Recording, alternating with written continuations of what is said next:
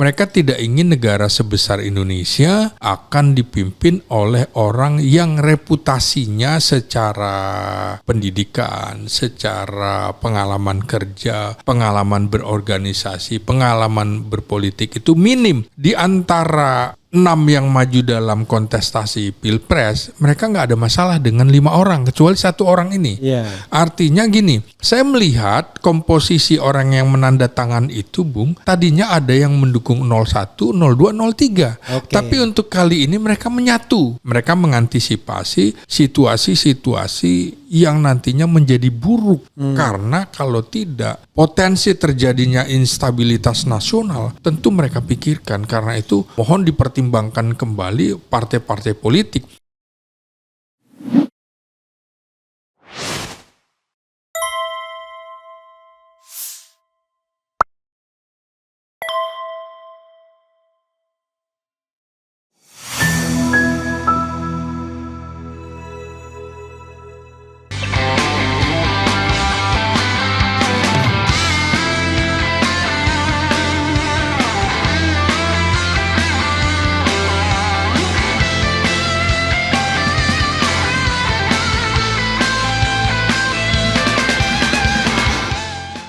Ini kan sebenarnya merupakan amunisi baru bagi Prabowo, mendukung Prabowo untuk kemudian menghadapi Jokowi. Ini kan untuk menghadapi Jokowi.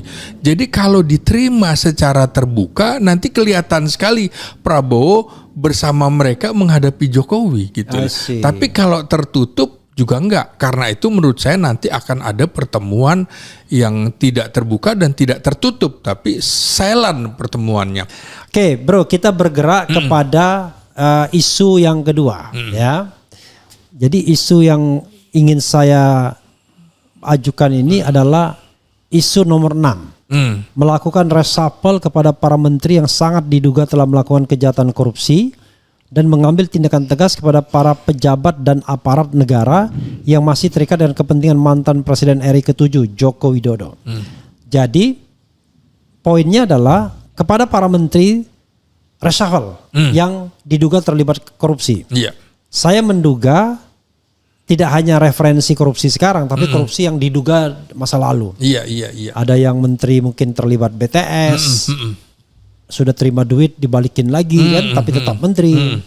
Ada yang diancam dengan Sprindik 11 sehingga mundur sebagai ketua umum partai politik. Kemudian ada Mr. V ya kan, kalau ngurus-ngurus pertambangan dan lain sebagainya menurut Tempo. Nah, orang-orang itu masih ada orang yang barangkali menggunakan jabatannya untuk ikut memenangkan Prabowo dulu atau sebelumnya Jokowi gitu. Dan tentu dia menggunakan fasilitas negara dan bahkan jangan-jangan uang negara juga. Ada Erick Thohir yang hari pertama jadi menteri sudah menggunakan BUMN untuk kampanye dirinya dan bukan tidak mungkin dia juga melakukan mobilisasi finansial gitu ya. Nah, terhadap mereka disarankan untuk diganti karena tadi indikasi korup itu tidak hanya ngambil uang ya. Kita pakai definisi Bank Dunia yaitu to take gain untuk for a special for own personal interest. Jadi dia ngambil keuntungan untuk kepentingan pribadi. Nah, jadi bisa jadi jabatan ujungnya. Tapi di sini juga jelas-jelas dikatakan kalau ada pejabat dan aparat negara yang masih terikat dengan kepentingan mantan Presiden RI ke-7 juga dicopot. Ini lebih luas lagi, tidak hanya menteri. Pasti barangkali maksudnya juga Kapolri atau Jaksa Agung dan lain sebagainya. Pertanyaan saya, Bung ya, tuntutan ini bakal disambut oleh Prabowo atau dicuekin aja? Karena Anda bilang, wah yang 8 itu, saya muat lagi tuh, 8 itu akan di reshuffle. Tapi sekarang pertanyaannya, akan dicuekin saja atau akan disambut? Atau disambut pelan-pelan, silakan. Jadi gini Bung, kalau kita perhatikan orang-orang yang bolak-balik ke Solo terus itu patut diduga orang yang memang sudah tersandera oleh Jokowi pada saat Jokowi menjadi presiden. sehingga dipegang ini terus, ini masih tersandera. Nah ini posisinya jadi tidak bebas bagi mereka. Kira-kira kakinya dipegang. Nah ini daripada kemudian orang-orang yang tersandera kasus oleh Presiden Jokowi, ya sudah penggal saja. Kalau saya sih mengatakan wajib hukumnya untuk mereshuffle mereka ketimbang kemudian merecoki pemerintahan Prabowo Subianto. Prabowo kan juga mengatakan bahwa apabila menteri-menterinya tidak mampu bekerja sesuai dengan irama yang diinginkannya, maka sebaiknya pulang saja ke rumah, tidur saja ke rumah. Nah saya kira itu harus diamini dan harus diaktualisasikan, bukan hanya omon-omon saja. Kalau tidak, ya Prabowo akan terus dicap sebagai presiden omon-omon. Maka pernyataan atau petisi dari Forum Purnawirawan Prajurit TNI menurut saya juga mengingatkan Prabowo Subianto supaya Anda tidak diganggu, karena ini bisa menjadi benalu dalam pemerintahannya. Apakah mereka akan dicopot atau tidak? Ya kita serahkan lagi, karena itu hak prerogatifnya presiden. Hanya Presiden Prabowo dan Tuhan barangkali yang tahu mereka akan dicopot atau tidak. Tapi untuk strategi besarnya menurut saya paling tidak di antara mereka sudah harus ada yang dicopot. Walaupun barangkali Prabowo lagi-lagi belajar dari pengalaman Presiden Soeharto. Caranya adalah pelan-pelan. Ketika pemimpin lama masih kuat, tidak bisa kemudian kita cara berpikirnya seperti aktivis yang nggak sabaran, kan kira-kira gitu. Misalnya bagaimana Prabowo Presiden Soeharto melakukan konsolidasi di kalangan militernya. Misalnya Panglima Kodam Siliwangi Mayor Jenderal Ibrahim Aji yang diduga loyalitasnya tetap kepada Bung Karno dipindahkan menjadi dubes Inggris. Kemudian Mayor Jenderal Mursid, Deputi Operasi, dipindahkan menjadi dubes di Filipina.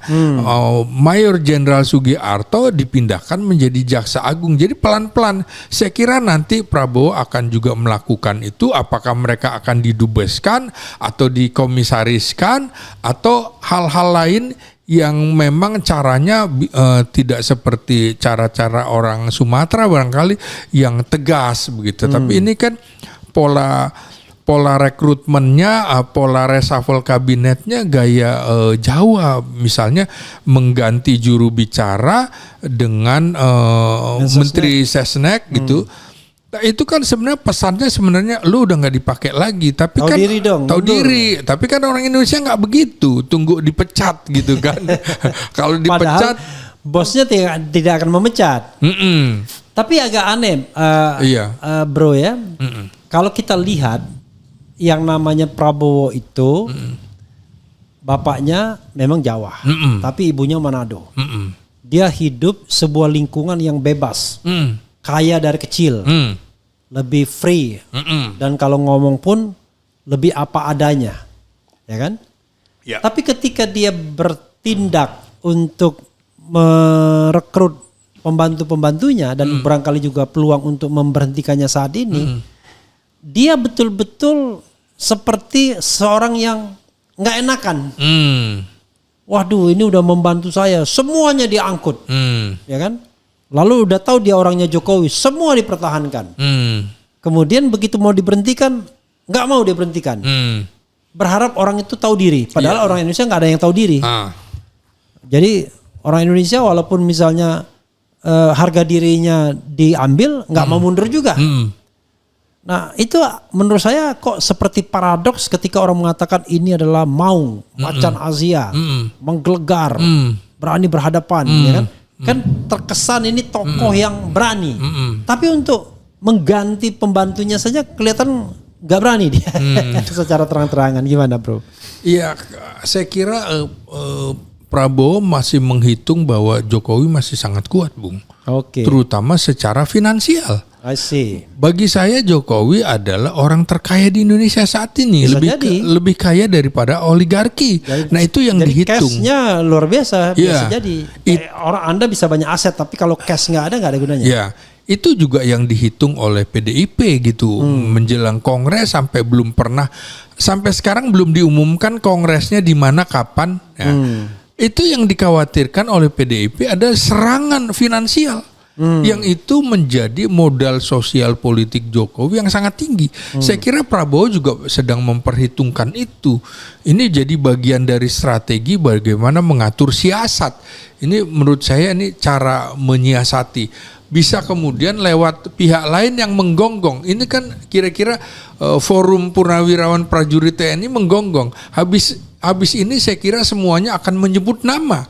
Karena ini tadi menyebut secara tidak menyebut nama tapi yang terafiliasi dengan Jokowi, saya kira langkah selanjutnya akan menyebut nama. Menyebut nama itu kan sama dengan apa yang dikemukakan oleh misalnya aktivis BEM seluruh Indonesia, menyebutnya kan dua isu yang menjadi fokus mereka adalah adili Jokowi dan makzulkan Gibran. Nah, itu kan dua tuntutan itu kan sudah ada juga di dalam forum itu kan. Jadi menurut saya Prabowo nyilih tangan, Bung, istilahnya orang Jawa itu. Iya. Nggak ngerti kita, bukan orang Jawa gitu. Iya, nyilih tangan tuh nyilih tangan orang lain. Iya gitu. Dia menggunakan tangan orang lain untuk mukul. Saya kira begitu. Oke, ya. Tetap saja ternyata dia mempertimbangkan budaya politik Indonesia. Iya. Tapi Jokowi banyak uang, cash itu saya kok setengahnya percaya juga. Saya kira harus ditingkatkan dari setengah jadi 3/4, Bung. Iya, karena dalam politik cash is everything. Iya, betul. Anda boleh punya aset tapi kalau cashnya kurang agak susah juga. Jadi jelas pada bagian ini Anda mengatakan reshuffle bakal terjadi nggak? Terjadi. Pada bulan ini atau pada bulan depan? Saya kira bulan April ini juga. Pada bulan April ya? Bulan April juga. Namanya prediksi kan bisa salah, iya. Benar ya. Ini kan bukan soal salah benar, argumentasinya apa gitu ya.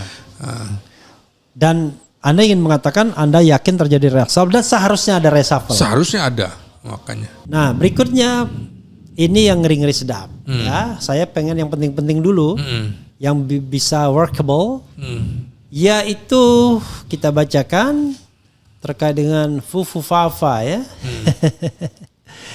Yaitu tuntutan ke-8 mengusulkan pergantian wakil presiden kepada MPR karena keputusan MK terhadap pasal 169 huruf Q Undang-Undang Pemilu telah melanggar hukum acara MK dan Undang-Undang Kekuasaan Kehakiman. Saya tidak ingin membahas alasannya karena kalau menurut saya dari sisi hukum tata negara alasannya sangat lemah ini. Tetapi banyak alasan lain, ya seperti misalnya kebohongan publik, Fufufafa, kemudian bahkan dugaan perbuatan tercela, obat dan lain sebagainya, ijazah dan lain sebagainya. Obat ya. apa tuh, Bung?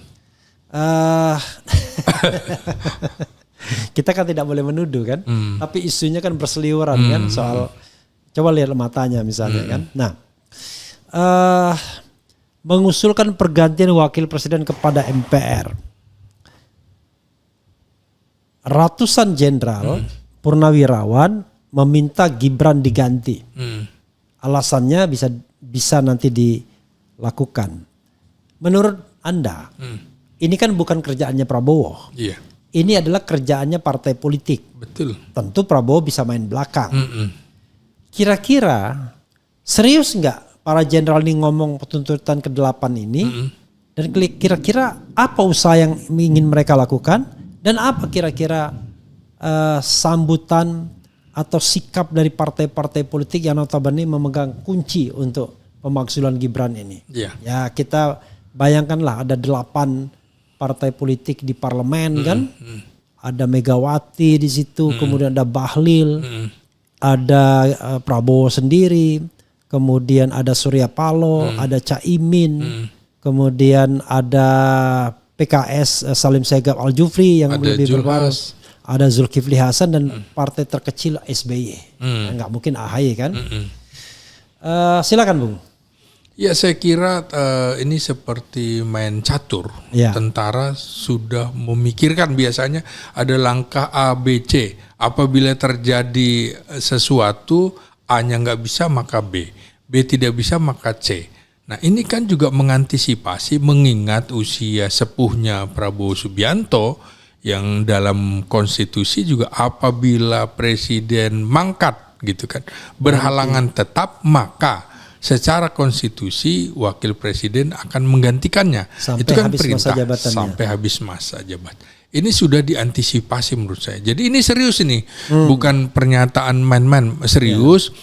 Mereka tidak ingin negara sebesar Indonesia akan dipimpin oleh orang yang reputasinya secara pendidikan, secara pengalaman kerja, pengalaman berorganisasi, pengalaman berpolitik itu minim. Mereka tentu saja melihatnya begini. Siapa sih dari militer yang pernah duduk di dalam posisi RI 1, RI 2? Semuanya kan jenderal. Artinya melewati tahapan usia di atas 44-45 ke atas. Mulai dari Jenderal Soeharto begitu kan. Kemudian ada Jenderal Umar Wirahadikusuma, ada Letnan Jenderal Sudarmono, kemudian ada Jenderal Trisutrisno, dan mereka melihat itu plus kemudian ada Jenderal Susilo Bambang Yudhoyono yang sebagai presiden. Lalu kemudian sekarang yang Prabowo. Berikutnya sekarang juga ada Prabowo Subianto. Lalu dari sisi sipil juga kan orang-orang hebat. Dari mulai Muhammad Hatta, Sri Sultan Hamengkubuwono ke-9, ada Malik, kemudian Umar tadi udah disebut ya. Lalu ada misalnya Yusuf Kala, Habibie ya kan, Habibie dulu kan. Habibie, kemudian Hamzah, Megawati, Yusuf Kala, kemudian Budiono, Ma'ruf Amin. Semuanya at least orang dewasa semua. Orang dewasa semua gitu kan. Nah, kalau mereka melihatnya begini, di antara 6 yang maju dalam kontestasi Pilpres, mereka nggak ada masalah dengan 5 orang kecuali 1 orang ini. Artinya gini, saya melihat komposisi orang yang menandatangan itu, Bung, tadinya ada yang mendukung 01, 02, 03. Tapi untuk kali ini mereka menyatu. Jadi mereka tidak mempermasalahkan kalau Ganjar dan Mahfud MD menjadi pimpinan nasional. Mereka tidak memasalahkan juga kalau Anies Baswedan dengan Caimin jadi pimpinan nasional. Mereka tidak mempermasalahkan Prabowo jadi pimpinan nasional kecuali yang satu ini. Jadi spesialis ini ya.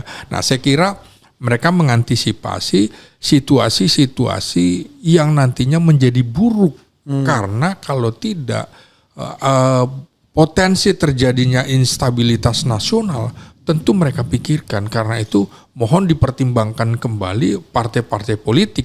Tentu saja ini tidak bisa berlaku dalam 2-3 bulan atau 6 bulan kemudian seperti membalikkan telapak tangan. Tapi mungkin mereka melihat juga ada proses-proses di mana harus ada kekuatan parlemen yang maksimal yang didukung oleh kekuatan kekuatan mayoritas di tengah situasi pada saat ini. Kalau kita lihat Jokowi kan menginginkan membentuk yang namanya Partai Super TBK. Super TBK adalah kelanjutan dari PSI, Partai Solidaritas Indonesia plus Projo. Nah, plus Projo, kemudian plus kelompok-kelompok relawan lainnya. Nah, kira-kira bagaimana PSI yang didukung luar biasa oleh Jokowi kan ternyata tidak bisa masuk parlemen. Nah, sementara ini kalau kita lihat orang-orang yang dekat bolak-balik dengan ke rumahnya Jokowi, ada Bahlil, Ketua Umum Partai Golkar, ada Julhas, Ketua Umum Partai Amanat Nasional. Saya kira ini juga dihitung. Tapi partai politik kan semuanya pragmatis, Bung. Apabila kemudian tidak menguntungkan dirinya, ya dia akan lari di situ. Maka karena heavy-nya adalah presidensil di tangan presiden, semua akan menurut imamnya, yaitu Prabowo Subianto. Pada waktunya akan menurut Prabowo semua ya. Iya, karena ini kan menurut saya begini ya, di 2000 pertengahan lah kira-kira pertengahan dari 5 tahun pemerintahannya semuanya akan goyang, Bung. Semuanya berpikir untuk kepentingan partainya masing-masing. Disitulah barangkali kemudian Jokowi juga akan memanfaatkan ini untuk menaikkan. Nonsen kalau membiarkan Gibran cukup sebagai wapres saja. Pasti Jokowi menginginkan Gibran naik satu step lagi menjadi presiden. Ini yang diantisipasi oleh para purnawirawan. Ada pernyataan bahwa PSI dukung Prabowo jadi presiden 2029, tapi itu kan dukungan orang politik ya. Iya, bukankah PSI dulu juga yang menganugerahkan Prabowo sebagai pembohong besar kan, begitu ya, dengan memberikan penghargaan yang tidak diserahkan kan, tapi diumumkan. Grace Natali waktu itu. Gitu. Dan kalau kita lihat ini ya, wakil presiden kita ini makin kehilangan relevansinya.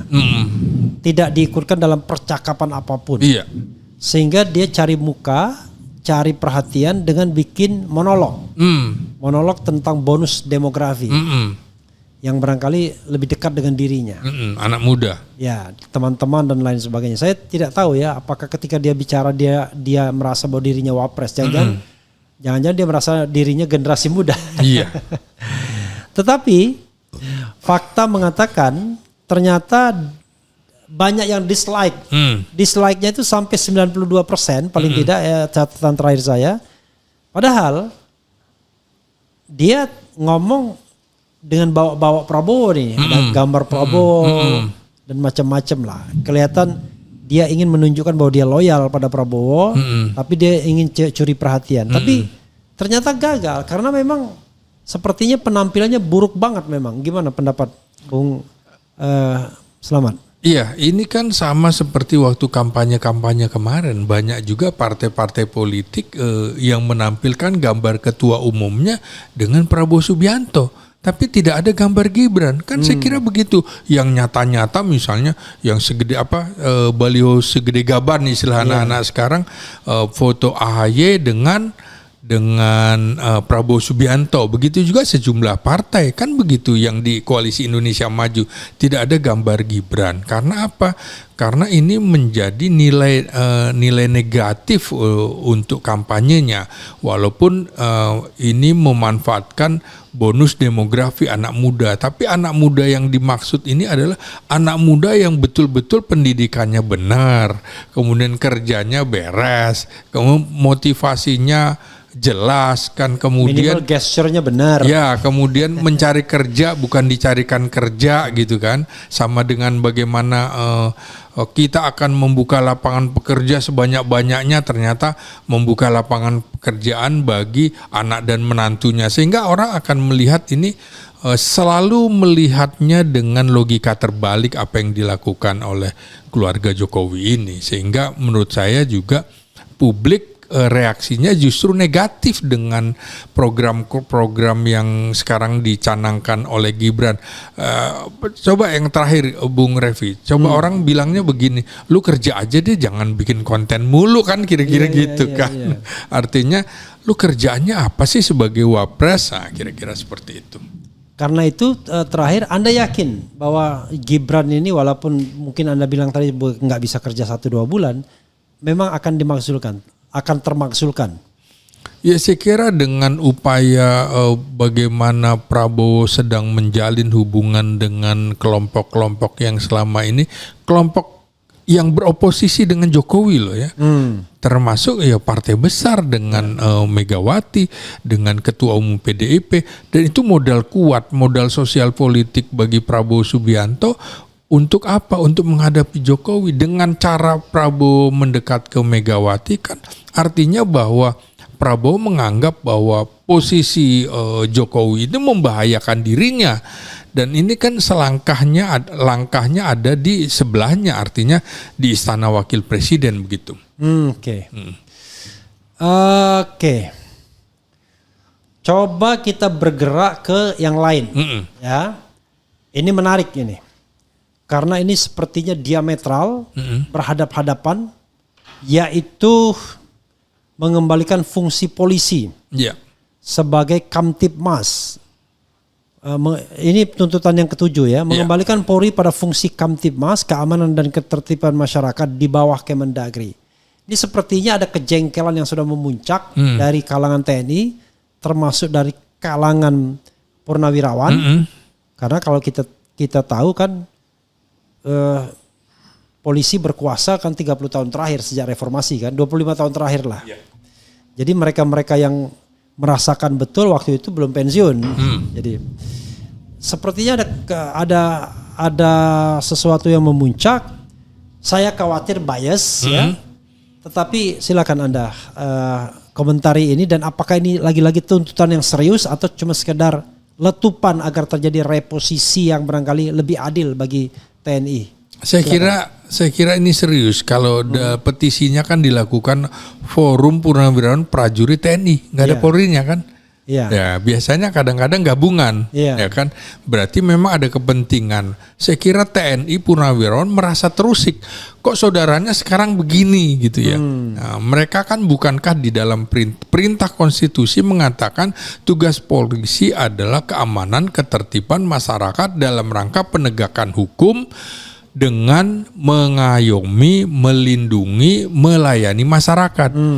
Seputar semuanya adalah keamanan yang terkait dengan keamanan publik. Nah, jadi bukan keamanan dalam arti besar, keamanan dalam negeri, keamanan nasional, atau lagi keamanan negara. Tapi human security ya. Ya, jadi menurut saya justru yang agak aneh kemudian kalau menempatkan polisi di bawah Kementerian Dalam Negeri.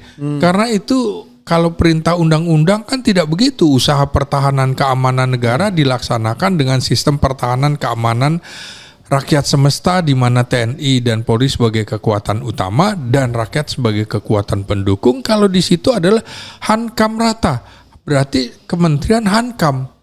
Itu perintah undang-undang. Jadi Polri pun masuk ke Kementerian Hankam, bukan Kementerian Dalam Negeri. Iya, itu juga TAP MPRS yang dilakukan oleh Soekarno gitu ketika menghadapi Irian Barat. Yang sekarang jenengi namanya cuma Menteri Pertahanan. Iya. Menjadi menurut Bung harusnya Menteri Pertahanan dan Keamanan. Iya betul, harusnya tetap pertahanan keamanan, tapi tidak boleh ini dirangkap oleh Panglima ABRI seperti eranya Soeharto, karena ini sipil. Maka Panglima ABRI atau Panglima TNI dan Kapolri ada di situ, di bawah koordinasinya. Menteri Menhankam gitu ya. Iya, Menhankam. Jadi sejajar. Sejajar. Jadi kalau ini kan tidak sejajar, di mana misalnya Panglima TNI hanya tidak punya kewenangan anggaran, hanya kuasa pemegang anggaran. Kalau Kapolri pemegang anggaran, pemegang anggarannya kan Kementerian Pertahanan. Sementara Panglima TNI dan Kepala Staf Angkatan kalau situasi darurat lapor dulu kepada Menhan, kemudian baru Menhan mencarikan uangnya ke Kementerian Keuangan. Nah, sementara kalau Kapolri langsung minta ke Kementerian Keuangan. Makanya kalau dilihat, memang nomor satu itu Kementerian Pertahanan yang paling banyak di APBN, polisi di bawahnya. Tapi orang kan lupa bahwa itu untuk 5 pos. Kementerian Pertahanan, Mabes TNI, Mabesat, Mabesal, Mabesau. Nah, jadi sementara Polri tinggi sekali, sekitar 127 triliun untuk dirinya sendiri. Nah, ini kan artinya kalau kita lihat ini harus dikembalikan seperti dulu, di mana polisi itu punya paramiliter, paramiliternya seperti Brimob. Itu kok sekarang justru lebih hebat daripada kesatuan infanteri senjatanya, padahal jadi kalau mereka bentrok menang Brimob. Nah, makanya selama senjatanya sama, maka konflik di bawah itu akan terus terjadi, kecuali yang satunya senjatanya di bawah. Ini kan nanti mereka merasa senjata gue juga sama senjata lo, kan kira-kira begitu. Nah, ini harus dikembalikan karena polisi itu adalah sipil bersenjata, tapi dia bukan ASN. Senjatanya untuk melumpuhkan, bukan membunuh. Nah, karena ini, tapi tapi tentu nanti harus ada penegakan hukum secara khusus ya, semacam FBI atau apa ya. Jadi tidak bisa semuanya masuk ke Kementerian Pertahanan dan Keamanan, karena penegakan hukum itu sesuatu yang berbeda kan. Mungkin bisa masuk Kementerian Kehakiman atau Kejaksaan Agung digabung jadi satu ya. Iya, jadi seperti keamanan dalam negeri isinya apa? Misalnya kalau di Amerika begitu terjadi peristiwa 2001 itu peristiwa September 11. Iya, September 11 itu kemudian ditata ulang yang tadinya di bawah Kejaksaan Agung kemudian di bawah Kementerian Keamanan Dalam Negeri. Keamanan Dalam Negeri siapa? Badan Siber Sandi Negara, Badan SAR Nasional, Badan Penanggulangan Bencana, Kepolisian di bawah itu. Jadi itu luas seperti Menko gitu kira-kira. Maka harus dikembalikan. Nah, ini dulu juga sama. Ketika berdirinya kepolisian kan polisi dibagi dua, polisi istimewa dengan polisi konvensional. Polisi istimewa yang kemudian jadi BRIMOB itu, Bung, itu kan bersama TNI menumpas pemberontakan. Sementara polisi konvensional lebih menjalankan perkara hukum, nah, gitu. Oke, tapi intinya Anda tidak setuju kalau ke Kemendagri, tapi Anda setuju kalau dia tidak lagi di bawah presiden gitu ya, secara langsung. Nah, di bawah presiden, tapi koordinasi administrasi di bawah Kementerian Pertahanan Keamanan. I know. Karena artinya mereka tidak langsung. Iya, karena mereka alat negara. Alat negara maka di bawah kepala negara. Sementara Kementerian Pertahanan Keamanan itu adalah alat pemerintah, kan kabinet. Kementerian itu pemerintah. Nah, jadi harus dibedakan itu. Oke, intinya mereka tidak boleh gabung-gabung di kabinet ya? Iya. Tidak boleh cawi-cawi di kabinet. Betul. Apalagi ikut pemenangan pilkada dan pilpres. Apalagi itu. Itu nista namanya. Iya. Menista diri sendiri. Menista kan? diri sendiri ya, tidak sesuai dengan tupoksi yang bahkan mengkhianati konstitusi ya. Iya. Oke. Ini ada lagi yang kelima ya.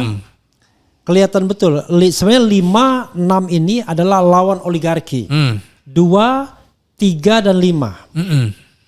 2, 3 itu 2 itu adalah mendukung Astacita kecuali IKN. Iya. Kayaknya melawan oligarki. Iya. Menghentikan PSN PIK 2, PSN Rempang dan kasus-kasus yang serupa melawan oligarki. Iya. Nah, kemudian pemerintah wajib melakukan penertiban pengelolaan pertambangan yang tidak sesuai dengan Undang-Undang Dasar 45 Pasal 33 ayat 2 dan ayat 3. Iya. Nah, ini kelihatannya juga melawan oligarki karena kita tahu tambang itulah yang membuat oligarki ini kaya raya semua. Silakan, Bung. Ya, jadi kalau saya lihat ya, lawan Jokowi, lawan oligarki ini 8 tuntutan ini. Silakan. Iya, kalau saya melihat dalam 2 periode kepemimpinan Jokowi ini kan Jokowi kerap diposisikan sebagai pemimpin yang merakyat. Rakyat kemudian mengelilingi Jokowi, tapi ternyata faktanya Jokowi adalah dikelilingi oleh oligarki yang kuat. Kan terbalik-balik. Simbol kesederhanaan Jokowi misalnya. Tapi kemudian faktanya terbukti dia mendukung dinasti politik. Dengan posisi Gibran, Kaesang dan lain-lain. Dia dicitrakan sebagai pemimpin pembangunan. Namun pembangunan yang sering bersifat kosmetik kan begitu. Dan merugikan lingkungan serta masyarakat adat. Contohnya IKN itu tadi, proyek yang lain, proyek strategis nasional. Katanya Jokowi juga netral dan demokratis, tapi di akhir masa jabatannya terkesan melanggengkan kekuasaan melalui manipulasi, diduga memanipulasi hukum melalui Mahkamah Konstitusi sehingga menyebabkan Gibran masuk sebagai wakil presiden. Ini betul-betul bagaimana Jokowi menunjukkan mitomania politiknya antara citra dan realitasnya itu bertentangan. Jadi saya kira soal itu sudah saya kemukakan bagaimana Jokowi katanya dekat dengan rakyat, ternyata dia lebih dekat dengan oligarki kan begitu. Katanya demokratis, ternyata dia adalah simbol yang mendukung dinasti politik. Jadi betul-betul citra Jokowi itu harus dibaca terbalik begitu, Bung. Nah, sama dengan bagaimana erosi kepemimpinan yang erosi kepercayaan publik terhadap Jokowi ini, misalnya kerusakan institusi MK, kerusakan institusi KPU, bahkan posisi TNI dan Polri itu diacak-acak. Ini saatnya menurut saya Prabowo menormalisasi lembaga atau alat-alat negara harus dikembalikan kepada fungsinya sesuai dengan perintah konstitusi, begitu. Iya, tetapi menurut Anda ya, kalau bayangan saya, kenapa Jokowi itu kuat? Karena dia masih memegang atau dipegang oligarki yang menguasai ekonomi Indonesia. Dan apa yang dituntut oleh Purnawirawan tadi adalah betul-betul berhadapan atau berbenturan dengan oligarki. PSN, Rempang, kemudian tambang dan lain sebagainya. Kira-kira ini bakal diperhatikan atau tidak? Karena sekali lagi ini tentara tue yang tidak punya resources lagi, pasukan pun mungkin sudah tidak lagi ada yang patuh. Sebanyak kan kelebihan Prabowo adalah dia ngopeni. Betul. Tapi tentara-tentara yang duitnya nggak banyak nggak bisa ngopeni dia. Kalau bahasa Melayu Malaysia kan laskar tak berguna katanya. Laskar tak berguna. Tapi ternyata dia ingin tetap berguna. Oke. Kira-kira kan kalau kita lihat misalnya Prabowo itu kata Syahganda adalah seorang sosialis. Iya. Seorang yang betul-betul anak kandung dari PSI itu, Partai Sosialis Indonesia, di mana bapaknya juga sosialis. Kader PSI yang tersisa saat ini saat terakhir Rocky Gerung, termasuk juga Prabowo. Nah di sisi lain, ini orang kan pasti berpikiran neolib, kapitalistik dan lain sebagainya. Yang akan ditumbuk oleh para jenderal ini. Bagaimana Anda melihat kemungkinan Prabowo menegakkan ideologinya yang diyakini orang sebagai seorang sosialis ketika dia akan berhadapan dengan katakanlah naga-naga ini? Ya tentu saja Prabowo ingin cita-citanya Indonesia Emas 2045 kan cita-cita kita semua, persis satu abad Indonesia ya, bagaimana Indonesia maju. Tapi kan dia juga terbuka kemungkinannya bahwa Indonesia akan hancur, kan begitu ya. Dari apa? Dari kepemimpinan 10 tahun Jokowi, warisannya membahayakan.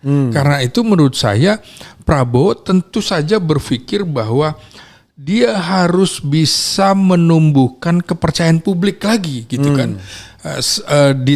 Di ujung pemerintahan Jokowi terjadi kehancuran trust gitu, kehancuran rule of law, kehancuran etos demokrasi, kehancuran solidaritas sosial, dan digantikan oleh polarisasi dan fanatisme politik yang sempit hanya karena pencitraan. Saya kira Prabowo harus juga memberikan kesempatan kepada publik bahwa pencitraan yang dilakukan selama 10 tahun itu bukan pilihan. Jadi harus berpikir bahwa mencari pemimpin, mengembalikan etos kerja, etos demokrasi, mengembalikan rule of law, itu harus dengan cara-cara itu tadi, penegakan hukum. Artinya misalnya kalau Prabowo bilang seperti kasus Pertamina ya, sampai kan dia kemukakan harusnya hukumannya 50 tahun gitu kan. Timah ya. Nah, ya itu artinya menurut saya sesuatu yang dulu ditutup-tutupi oleh eranya Jokowi sekarang kan muncul semua, Bung. Yang kita tidak perkirakan sekarang tiba-tiba apa sih yang akan dilakukan oleh Kejaksaan Agung. Jadi kita sekarang malah jadi lebih berharap kepada Kejaksaan Agung, Bung, daripada KPK. Nah, makanya menurut saya ini harus ditata kembali bagaimana menata rule of law-nya, kemudian menata demokrasi harus lebih baik lagi, kemudian juga perlawanan yang harus dilakukan oleh Prabowo adalah memberikan kesadaran politik kepada publik, kesadaran kolektif. Misalnya bagaimana literasi politik, bagaimana kemudian memahami kekuatan sipil harus aktif, kemudian oposisi itu bukan sebuah sesuatu jalan yang hina. Kemudian juga jurnalis harus tetap kritis. Kita tahu di eranya Jokowi dianggap bahwa nyaris nggak ada yang mengkritik Jokowi, Bung, sejak tahun 2012. Ini kan harus kita bangunkan kembali. Pers juga, gerakan akar rumput, akademisi yang independen, seperti bagaimana kita membuat podcast. Ini kan bagian dari membangun sistem demokrasi Indonesia yang lebih baik dengan mengembalikan narasi kebangsaan kita ke rel kebenaran dan akal sehat. Ya, tapi sekali lagi ya, kalau berpikir jiwa sosialis, kan salah satunya adalah bagaimana menggerakkan ekonomi rakyat dan distribusi aset yang sudah demikian parah dikuasai oleh segelintir konglomerat di sini. Iya. Dan tentu dengan politik itu kan tidak akan nyaman para konglomerat. Iya. Karena kan mereka akan dipaksa untuk redistribusi aset mereka. Karena kalau misalnya kalau pakai teori Anies, kita tidak akan mengganggu yang besar, tapi yang kecil dibesarkan. Ini kan teorinya. Faktanya adalah kalau seandainya ekonomi itu bulatan 100, ya kalau Anda misalnya mau membagi, ya semakin banyak bilangan pembagiannya pasti semakin kecil, kan? Tidak mungkin orang itu langsung tetap bertahan di kue yang besar, kan? Nah, politik semacam ini, politik sosialistik semacam ini kan pasti tidak disukai. Iya. Itulah yang barangkali yang menjelaskan kenapa Jokowi masih kuat, karena ditopang oleh mereka. Tapi masalahnya yang ingin saya katakan, kira-kira Prabowo cukup berani nggak dalam jangka waktu yang dekat immediate ya, melakukan langkah-langkah radikal untuk membangun ekonomi Indonesia yang lebih sosialistik dalam pengertian yang asetnya lebih terdistribusi, keadilannya lebih merata. Apakah dia cuma omong-omong doang tuh sebagai mimpi dia, bila kedaulatan, makan gratis dan lain sebagainya. Silakan, Bung. Ini kan baru 6 bulan ya, Iya. baru 6 bulan. Maka saya mengatakan 50-50 ya. Paling tidak kalau kita belajar dari pengalaman ketika Indonesia merdeka, kemudian mulai 1950-an melakukan nasionalisasi perusahaan-perusahaan Belanda, begitu ya. Maka saya kira juga perlu dilakukan nasionalisasi perusahaan-perusahaan oligarki. Nggak mungkin ditutup semua karena ini lapangan pekerjaan juga. Ini bisa menjadi aset negara. Merampas misalnya seperti kebun-kebun sawit itu kan dirampas buat negara yang nggak jelas. Ini polanya Prabowo sudah kelihatan akan melakukan, gitu. Akan melakukan. Asal jangan dia kasihkan kepada keluarganya. Ya. Nasionalisasi itu dijadikan perusahaan negara. Ini kemudian menjadi lapangan pekerjaan baru bagi masyarakat kita yang sedang kesulitan mencari lapangan pekerjaan sekarang. Usul saya ya segera nasionalisasi perusahaan-perusahaan oligarki itu. Jangan kemudian ditendang begitu aja kemudian hanya menjadi barang rongsokan begitu. Nggak bisa dimanfaatkan. Dan cegah mereka melakukan capital flight ya. Ya persis. Atau memindahkan usaha mereka di negeri anta berantah. Bung, terakhir ini ya. Ya. Terakhir A, terakhir B. Terakhir A. Ya. Benar. Jadi ini bidang yang sebenarnya tuntutan yang saya tidak mau bahas karena sebagai orang tata negara saya memahami ini tidak mudah, yaitu kembali pada Undang-Undang Dasar 1945. Karena itu akan secara fundamental mengubah ketatanegaraan kita. Yang jelas tidak ada lagi pemilihan langsung, tidak ada lagi MK, tidak ada lagi DPD, tidak ada lagi KY dan lain sebagainya. Orang mengatakan, ya kan nanti di amandemen lagi. Loh, kalau di amandemen lagi ngapain kita bilang kembali? Amandemen yang sekarang aja kalau kita mau perbaiki. Menurut saya paham betul ya, sekarang saya pernah diundang juga dulu ada Saidiman gitu ya dari Pepabri juga. Bicara mengenai kembali kepada Undang-Undang Dasar 1945 yang asli. Karena mereka nganggap undang-undang itu undang-undang tahun 2000 kata mereka. Undang-undang tahun 2002. Undang aspal, asli tapi palsu. Asli tapi palsu. Padahal saya mengatakan ya perlu pembicaraan yang luar biasa. Tapi saya serahkan kepada Bung untuk melakukan observasi soal apa sih kepentingan TNI ini selalu, terutama yang senior ya, selalu mengatakan kembali pada Undang-Undang Dasar 45 yang asli. Lalu fortunately, untungnya didukung juga oleh beberapa tokoh. Ya. Saya tahu misalnya Abdullah Hamahua mendukung itu, kemudian Ihsanuddin Nursi mendukung itu, Lanyala Mataliti juga mendukung. Banyak juga yang mendukung.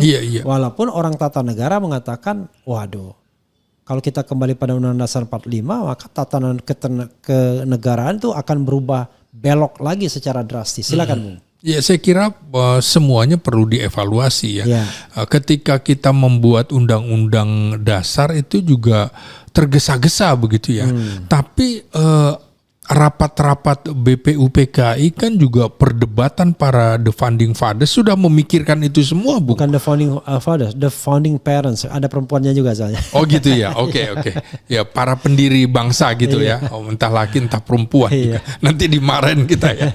Nah, menurut saya begini ya, undang-undang dasar di negara-negara lain juga sifatnya cuma mini, dikit aja. Namanya undang-undang dasar itu tidak ada penjelasan yang detail. Amerika singkat sekali, Bung. Nah, kemudian amandemen itu dimasukkan ke dalam adendum, ada penjelasan. Jadi yang asli waktu itu adalah tetap nggak boleh diubah, karena begini ya. Barangkali salah satu profesi yang di dalam Sumpah Prajuritnya tegas mengatakan menjaga pengawal ideologi atau paham filosofi bangsa adalah tentara, kan begitu. Maka dia melihat bahwa proses berdirinya negara dengan Undang-Undang Dasar tahun 1945 yang diputuskan pada tanggal 18 Agustus dan Pancasila 18 Agustus itu yang dipahami oleh tentara. Jadi saya pikir mereka akan tunduk dan patuh pada itu. Kemudian memang penuh perdebatan menurut saya hal itu. Tapi mereka merasa bahwa ada hal-hal di mana euforia reformasi membuat kita akhirnya juga terpengaruh oleh kepentingan-kepentingan asing, kepentingan-kepentingan ideologi atau paham-paham bangsa lainnya. Maka mereka harus juga menjaga, kemudian mengingatkan bahwa kita dulu pernah punya Undang-Undang Dasar 1945, kemudian juga lalu pernah juga Undang-Undang Dasar sementara 1950, toh akhirnya setelah 9 tahun kembali lagi ke Undang-Undang Dasar 1945. Artinya apa? Kalau mau amandemen dan lain-lain, itu kuncinya adanya di militer. Dekret presiden kalau tidak mendapatkan dukungan militer itu nonsen. Sama dengan waktu Gus Dur melakukan dekret tapi nggak ada dukungan dari militer, maka tidak terjadi. Jadi menurut saya kita sebenarnya punya yang namanya di barat trias politika, ada eksekutif, legislatif, yudikatif. Kita cukup punya hal yang lebih lengkap, 5 lembaga, ada BPK, ada DPA, di mana kemudian MPR sebagai lembaga tertinggi negara. Masuk akal, Bung. Ini kan tidak pernah ada evaluasi bagaimana kalau presiden melakukan sesuatu yang melanggar, di mana MPR kembali hanya sebagai lembaga tinggi negara. Jadi saya kira harus juga dievaluasi. Kalau memang harus kembali ke Undang-Undang Dasar 45 yang asli atau dengan catatan yang sudah terjadi dimasukkan ke dalam penjelasan, Undang-Undang Dasar 45 tetap dilakukan. Memang ada beberapa catatan, misalnya soal cukup 2 periode itu kan juga artinya kontrol kekuasaan itu memang harus dikontrol. Power tends to corrupt and absolute power corrupt absolutely. Itu menjadi patokan kita yang belajar tentang demokrasi, belajar ilmu politik, belajar hukum tata negara. Jadi tidak bisa membiarkan, termasuk membiarkan aparat negara bersenjata tanpa kontrol dari kita, begitu.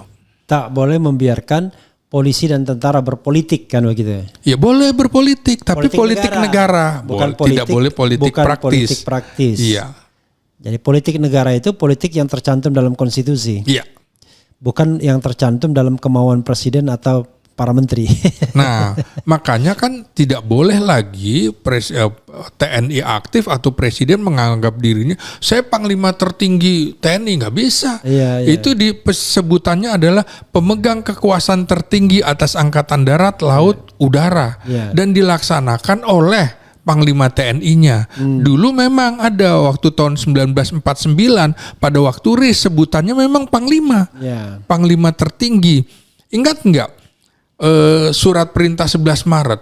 Soekarno juga mengklaim dirinya kan sebagai presiden, Panglima tertinggi TNI, Panglima TNI Angkatan Perang, dulu Angkatan Perang waktu, terus juga Panglima pemimpin besar revolusi. Itu keliru sebenarnya. Nah, makanya waktu Soekarno mulai pakai tongkat itu gara-gara tahun 1949, Bung, memang sebutannya Panglima tertinggi, tapi di UDS 1950 nggak ada, UUD 45 juga nggak ada begitu. Ya, ini itu dalam kepentingan sebagai kepala negara, tapi itu pun kan tidak day to day politik. Persis. Kan? Jadi misalnya menyatakan perang, itu boleh itu. Tetapi kan tidak setiap hari kita perang. Iya. Dan silakan wrap up dan kemudian closing statement. Iya.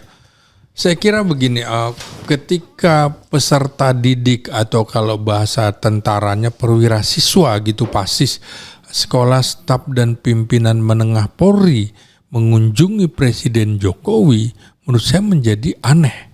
Karena Jokowi bukan jadi presiden lagi, maksudnya mengunjungi presiden ke-7 Jokowi.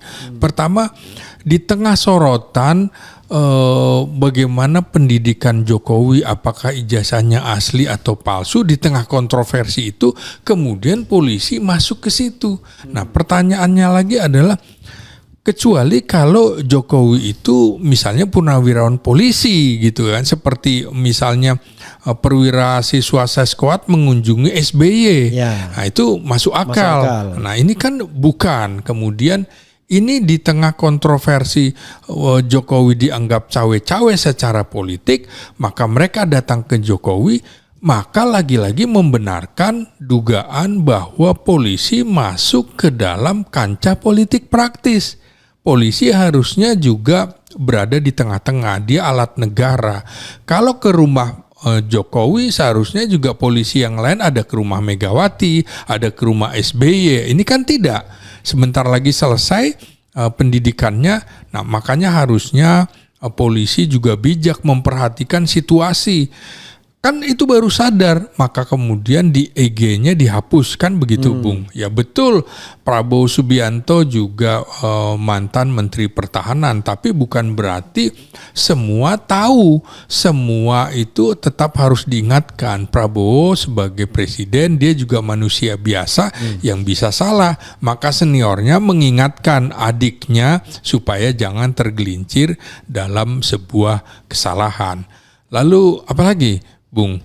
Nah, ya silakan Anda wrap up pembicaraan kita, lalu kemudian prediksi ke depannya seperti apa, sebaiknya seperti apa, dalam perspektif Anda. Nah, ini kita belajar dari pengalaman presiden-presiden kita, belajar dari pengalaman wakil-wakil presiden kita, maka kita tentunya ingin semua mengambil hikmah. Semua punya nilai plus, tapi semuanya juga punya nilai negatif.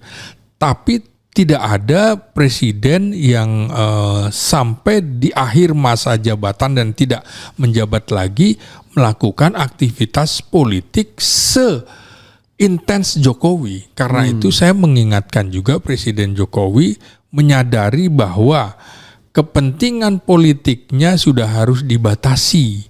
Kalau memang ingin maju dalam kancah politik, Anda harus paham bahwa posisinya adalah bukan lagi sebagai presiden. Mestinya juga dalam kasus... Dan tidak bisa mencalonkan diri lagi juga. Ya, kasus misalnya para menterinya mengunjungi Jokowi, harusnya jangan kunjungi saya lah, kunjungi aja Presiden Prabowo. Supaya ini tidak lagi menimbulkan sakwa-sangka bahwa ada matahari kembar di Indonesia.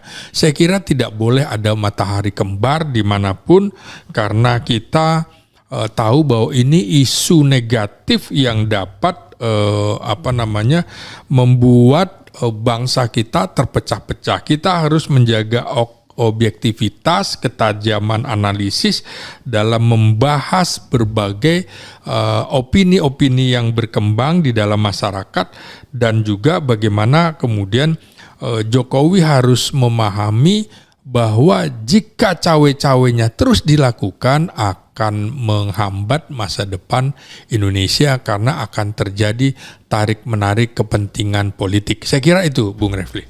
Oke, ya, saudara sekalian, tidak terasa ya. Jadi saudara sekalian yang ingin bertanya tentu mengingat waktu tidak bisa satu-satu kita layani ya. Tetapi silakan Anda berkomentar, dan terima kasih buat Bro Selamat Ginting ya.